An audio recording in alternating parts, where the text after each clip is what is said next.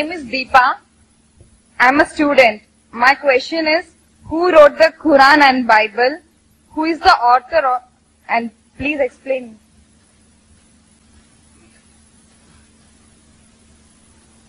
बहन अच्छा सवाल पूछा है कि कुरान का लेखक कौन है? Who is the author of the Quran, who is the author of the Bible? Quran को किसने लिखा, बाइबल को किसने लिखा? कुरान मजीद ने लिखा है कि अल्लाह सुब्हानहू व तआला ने कई वही और किताबें नाज़िल की। नाम से सिर्फ 4 का जिक्र है, और तौरा, ज़बूर, इंजील और कुरान। तौरा वो वही है जो अल्लाह सुब्हानहू व तआला खुदा ने मूसा अलैहिस्सलाम पे नाज़िल की। ज़बूर वो वही है, वो किताब है जो खुदा ने दाऊद अलैहिस्सलाम पे नाज़िल की।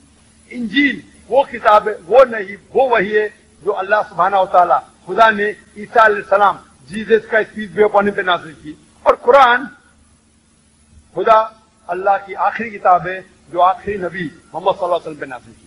यही 4 किताबों का जिक्र कुरान मजीद में नाम से आता है। उसके अलावा अल्लाह ताला फरमाते सूरह राद में सूरह नंबर 13 आयत नंबर 38 में कि अल्लाह सुब्हानहू व तआला ने हर दौर में एक किताब नाजिल की, लेकिन नाम से सिर्फ 4 है।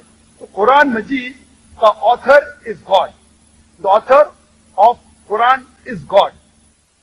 और इसके ऊपर मैं तकरीर की थी पहले पीस कॉन्फ्रेंस में, is the Quran God's word, सबसे पहला कॉन्फ्रेंस। और इसके अंदर is the Quran God word, मैं इस बात को गॉड के ऊपर, क्योंकि ये लफ्ज आया is the Quran God word, उस पर यह भी कहना चाहता हूं कि खुदा का तसव्वुर इस्लाम में क्या है। हमने जिक्र किया था तकरीर के अंदर खुदा का तसव्वुर हिंदू मजहब में, यहूदियत में, ईसाईयत में, लेकिन आपके लिए भी जानना जरूरी है कि इस्लाम में खुदा का तसव्वुर क्या है। अगर आप पूछते हैं कोई मुसलमान से कि खुदा का तसव्वुर क्या है, तो सबसे बेहतरीन जवाब कोई मुसलमान दे सकता है वो है सूरह इखलास। और सूरह इखलास में कहा गया है सूरा नंबर 112 आयत नंबर 1 से 4 में, कुल हुवल्लाहु अहद, कहो कि अल्लाह एक है, अल्लाहु समद, अल्लाह जो बेनियाज है, लम यलिद वलम यूलद, ना वो किसी से जना है ना किसी को जना है, वलम यकुल लहू कुफुवन अहद, उसके जैसा कोई नहीं है। ये सूरह इखलास में 4 आयतें हैं जिसमें 4 शराइत है। और कोई भी इंसान कहता है कि ये शख्स खुदा है, अगर ये 4 शर्तों पे उतरता है तो हम मुसलमान को कोई गिला शिकवा नहीं मानने के लिए कि वो शख्स खुदा है। सबसे पहली शर्त कुल हुवल्लाहु अहद, कहो कि अल्लाह एक है। दूसरी शर्त अल्लाहु समद, अल्लाह जो बेनियाज है। तीसरी शर्त लम यलिद वलम यूलद, ना वो किसी को जना है ना किसी से जना है। और चौथी शर्त वलम यकुल लहू कुफुवन अहद, उसके जैसा कोई नहीं है। ये 4 शर्त पे अगर कोई उतरता है, हमें कोई गिला शिकवा नहीं मानने के लिए कि वो अल्लाह है। ये सूरह इखलास खुदा को जानने का तलिस्मा है।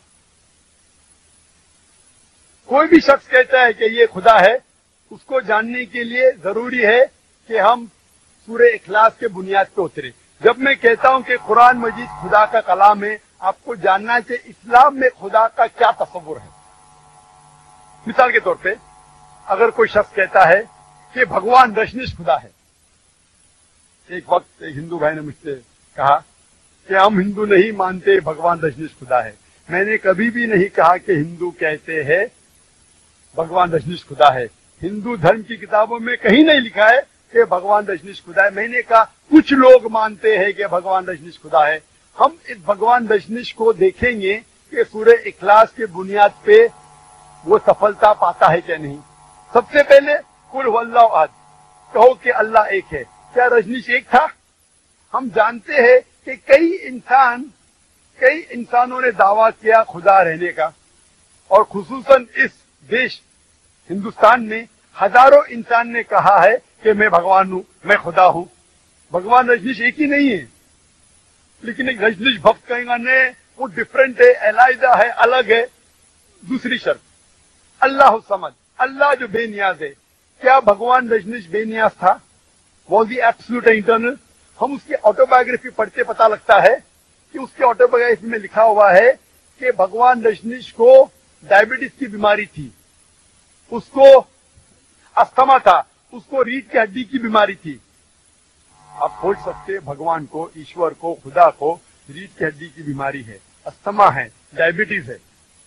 और तीसरी शर्त, लम यलिद वलम यूलद, ना वो किसी को जनता है ना किसी से जना है। हम जानते हैं कि भगवान रजनीश वो मध्य प्रदेश में पैदा हुए थे, उनके वालिदैन थे, और सन 1981 में रजनीश जाते अमेरिका और वो एक स्टेट ऑफ ऑरेगॉन में अपना सेंटर शुरू करते रजनीशपुरम। और कुछ साल बाद कई हजारों अमेरिकन को वो बेवकूफ बनाते हैं। यूएसए की गवर्नमेंट रजनीश को अरेस्ट करती है, गिरफ्तार करती है और डालती है जेल में। रजनीश कहते हैं कि USA government gave me slow poisoning, मुझे जेल में यूएसए ने धीरे धीरे जहर दिया। जेल में जहर जा, सोच सकते भगवान को कोई जहर दे रहा है, भगवान को स्लो पॉइजनिंग कर रहा है। और 1985 में 1985 में यूएसए रजनीश को यूएसए के बाहर निकालते, फिर से हिंदुस्तान में आता है और पूना में अपने पुराने सेंटर में जाता है और वापिस से उसको शुरू करता है। और उसे कहा जाता है ओशो कम्यून। आज जब आप पूना में जाएंगे ओशो कम्यून में, जब दाखिल होंगे तो उसके समाधि पे लिखा हुआ है Rajneesh Osho never born never died but visit the earth from the 11th of December 1931 to the 19th of January 1990. Osho ना कभी पैदा हुआ ना कभी इंतकाल हुआ, लेकिन इस जमीन पे सैर करने के लिए आए, घूमने के लिए आए। 11 दिसंबर 1981 से 11 दिसंबर 1921 से 19 जनवरी 1990 तक वो उस तख्ती पे लुकने भूल गए कि रजनीश को 22 मुमालिक की वीजा नहीं मिली। आप सोच सकते भगवान धरती पे आते हैं, जमीन पे आते सैर करने के लिए, घूमने के लिए, और उसे वीजा की जरूरत है। और आर्क बिशप ऑफ ग्रीस कहते हैं कि रजनीश को इस देश से निकालो वरना उसका घर और उसके डिसाइपल्स, उसके मानने वालों का घर जलाएंगे। और आखिरी शर्त, वलम यकुल लहू कुफुवन अहद, उसके जैसा कोई नहीं है। ये बहुत अहम है। अगर आप अल्लाह के बराबरी किससे कर सके दुनिया में तो वो अल्लाह ही नहीं है। वलम यकुल लहू कुफुवन अहद। हम जानते हैं रजनीश को आम इंसान जैसे 2 आंख थे, 1 नाक था, 1 मुंह था, 2 हाथ थे। अगर कोई शख्स कहता है और अल्लाह की बराबरी करता है और कहता है कि खुदा आर्नल्ड श्वार्ज़नेगर से 1000 गुना ताकतवर है। आर्नल्ड श्वार्ज़नेगर का नाम सुना होगा आपने, जिसको टाइटल मिला था मिस्टर यूनिवर्स, सबसे ताकतवर इंसान सारे कायनात में, मिस्टर वर्ल्ड, सबसे ताकतवर इंसान सारी दुनिया में। अगर आप खुदा को किसी के साथ कंपेयर कर सके, मुकाबला कर सके, चाहे वो आर्नल्ड श्वार्ज़नेगर हो, चाहे दारा सिंह हो, चाहे किंग कॉन्ग हो, चाहे 1000 गुना हो, चाहे लाख गुना हो, चाहे करोड़ गुना हो, वो खुदा ही नहीं, वो अल्लाह ही नहीं। वलम यकुल लहू कुफुवन अहद। तो ये 4 शर्त है किसी को खुदा कहने के लिए। अगर ये 4 शर्तों पे कोई सफलता पाता है, हमें कोई गिला शिकवा नहीं उस शख्स को कहने के लिए कि वो खुदा है। तो इस कुरान का लेखक, ऑथर खुदा है, अल्लाह है। और जैसे मैंने कहा कि 4 आसमानी किताब, 4 वही का जिक्र आता है, तौरात, ज़बूर, इंजील और कुरान।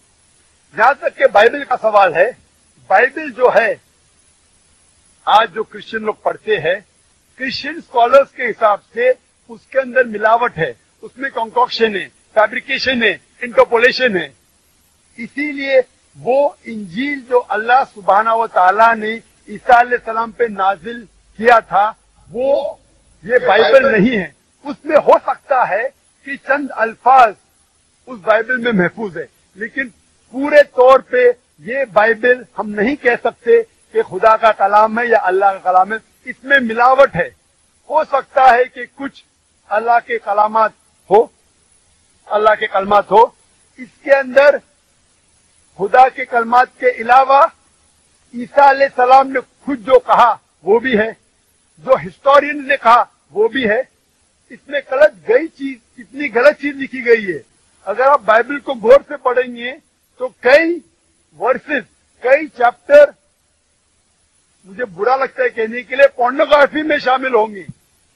تو میں یہ نہیں کہہ سکتا ہوں کہ یہ پورنوگرافی کا پورشن خدا نے نازل کیا. اسی لیے بائبل محفوظ نہیں ہے. ہم ایمان لاتے ہیں کہ جو وہی اللہ نے عیسیٰ علیہ السلام پہ نازل کی انجیل, اسے ہم مانتے خدا کا کلام. لیکن یہ بائبل جو آج ان کے پاس ہے وہ خدا کا کلام نہیں, مکسچر ہے. لیکن کیونکہ قرآن آخری کلام ہے اللہ کا, اور ہم اسے کہتے فرقان, یعنی فرق حق اور باطل کے درمیان جاننے کے لیے جو چیز بائبل میں لکھی ہے, جو قرآن سے ملتی ہے, ہمیں کوئی اعتراض نہیں ماننے کے لیے کہ وہ پورشن, وہ چیز بائبل کا ہو سکتا ہے کہ اللہ کا کلام ہے. لیکن باقی چیز ہم بالکل نہیں کہہ سکتے کہ اللہ کا کلام ہے. It is a mixture. Hope answers the question.